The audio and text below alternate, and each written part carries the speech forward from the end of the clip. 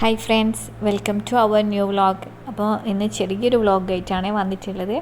അപ്പോൾ ഞങ്ങളിവിടെ പറശ്ശിനിക്കടവ് അമ്പലത്തിൽ പോവാണ്. ഒരുപാടായി വിചാരിക്കുന്ന പറശ്ശിനിക്കടവ് പോകണമെന്ന്. അപ്പോൾ മോൾക്ക് ചെറുപ്പത്തിൽ നേർന്ന കുറച്ച് നേർച്ചയൊക്കെ ഉണ്ടായിരുന്നു. അപ്പം പോകുന്ന വഴിക്ക് ഛർദ്ദിക്കാൻ വരുന്നുണ്ടെന്ന് പറഞ്ഞ്, പിന്നെ കുറച്ച് കഴിഞ്ഞപ്പോൾ എനിക്ക് ജ്യൂസ് വേണം, ഐസ്ക്രീം വേണം എന്നൊക്കെ പറഞ്ഞ്, അപ്പോൾ അതൊക്കെ വാങ്ങിക്കൊടുക്കായിട്ട് എങ്ങനെ മുഖം വാടിക്കെടുക്കുകയാണ്. അപ്പോൾ ചിരിക്കാനൊക്കെ പറഞ്ഞിട്ട് ചിരിക്കുന്നൊന്നുമില്ല.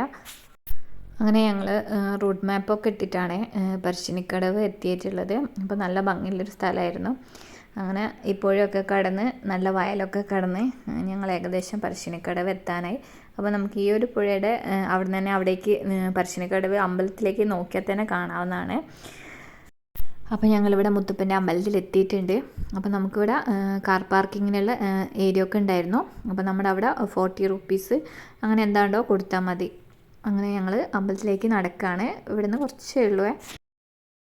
അമ്പലത്തിലേക്ക് കടക്കുന്ന വഴിയിലൊക്കെ ഒരുപാട് സാധനങ്ങൾ ഇതുപോലെ വിൽക്കുന്നുണ്ടായിരുന്നു. അപ്പോൾ മോള് എല്ലാം ഒന്ന് നോക്കുന്നുണ്ട്. ഞങ്ങളെ വീഡിയോസ് ആദ്യമായിട്ടാണ് കാണുന്നതെങ്കിൽ സബ്സ്ക്രൈബ് ചെയ്യാൻ മറക്കരുത്.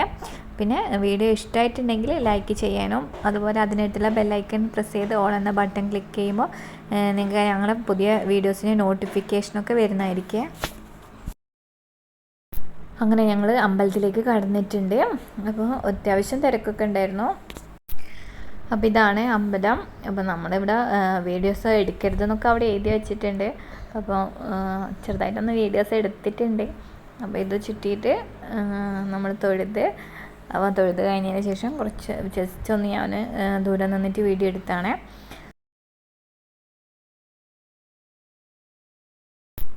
ഈ ഒരു അമ്പലം ഈ ഒരു പുഴേൻ്റെ അടുത്താണ്. അപ്പോൾ നമ്മൾ ജസ്റ്റ് ഈ ഒരു പുഴയിലൊക്കെ ഒന്ന് ഇറങ്ങി കാലൊക്കെ ഒന്ന് നനച്ച്, നല്ല ഭംഗിയുള്ളൊരു സ്ഥലമാണ് കാണാൻ വേണ്ടിയിട്ട്. ഇവിടെ ബോട്ടിങ്ങൊക്കെ കണ്ടിട്ടുണ്ടായിരുന്നു, പക്ഷേ നമ്മൾ അതിലൊന്നും കയറിയിട്ടില്ല.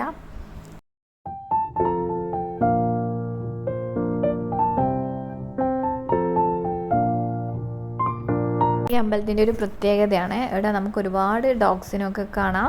അപ്പോൾ അവരിങ്ങനെ ഫ്രീ ആയിട്ട് ഇങ്ങനെ നടക്കുന്നതാണ്.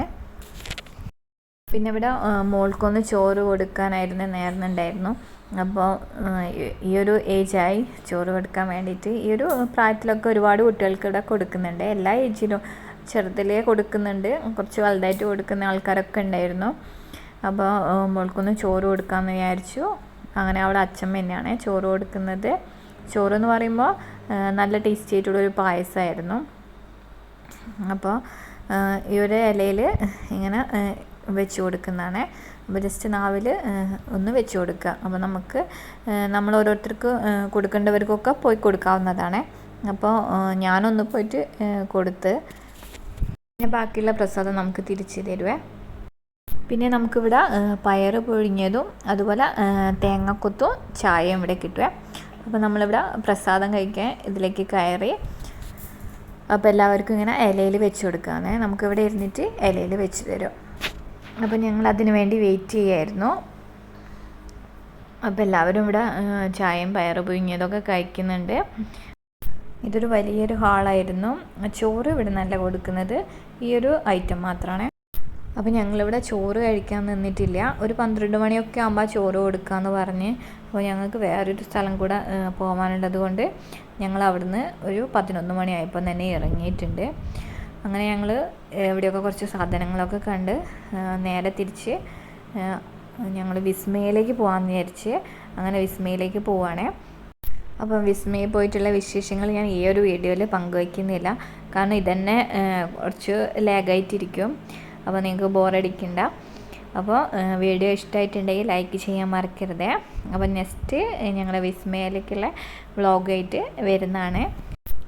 ഇവിടുന്ന് ഒരു 5 മിനിറ്റ് വിസ്മയിലേക്കുള്ള. അപ്പോൾ താങ്ക് യു, ബൈ.